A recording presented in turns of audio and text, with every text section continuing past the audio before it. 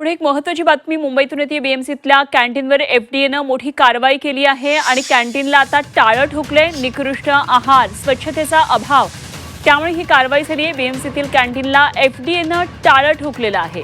महत्त्वाची बातमी येते मुंबईतून स्वच्छतेचा अभाव असल्यानं ही कारवाई केली आहे आणि एफडीएनं ही कारवाई केलेली आहे। तर याच संदर्भातला आढावा घेतलेला आहे आमचे प्रतिनिधी गोविंद तुपे यांनी।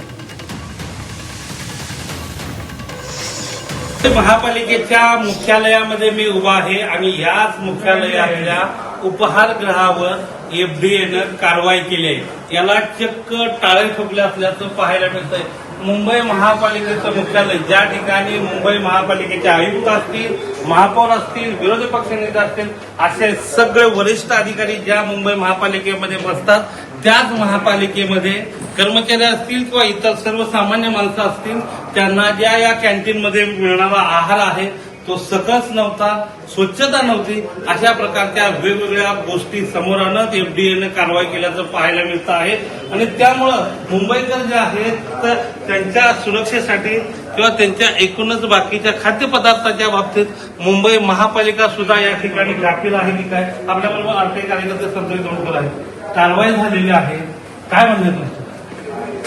नक्कीच, कारण जर मुंबईमध्ये जिथे महापौर बसले जातात, जिथे प्रतिनिधी बसले जातात, नगरसेवकांना बसले जातात, तिथे माननीय आयुक्त, कमिशनर बसले जातात, इतर मोठमोठे सगळे अधिकारी या महानगरपालिकेत आहेत। विशेष म्हणजे या विभागामध्ये याच तिसऱ्या माळ्यावरती आरोग्य विभागाचे डीएमसी बसले जातात। म्हणजे इथे जे खाद्यपदार्थ मिळतात आणि ते खाद्यपदार्थ मिळत असताना एवढे मोठे मोठे ऑफिसर असताना सुद्धा त्यांनी कधी व्हिजिट देणं, त्याच्या बाबतीत माहिती घेणं, कारण हे जे मी जेव्हा मागे आरटीआय टाकला होता तेव्हा मला कळलं होतं की कशा प्रकारे ह्यांच्याकडे हे लायसन्स नव्हतं। त्याला जुनी गोष्ट झाली, पण त्याच्यानंतर आरटीआयच्या माध्यमातून नंतर मग त्यांना कारवाई करण्यात आली व त्यांच्याकडे लायसन्स घेण्यात आलं।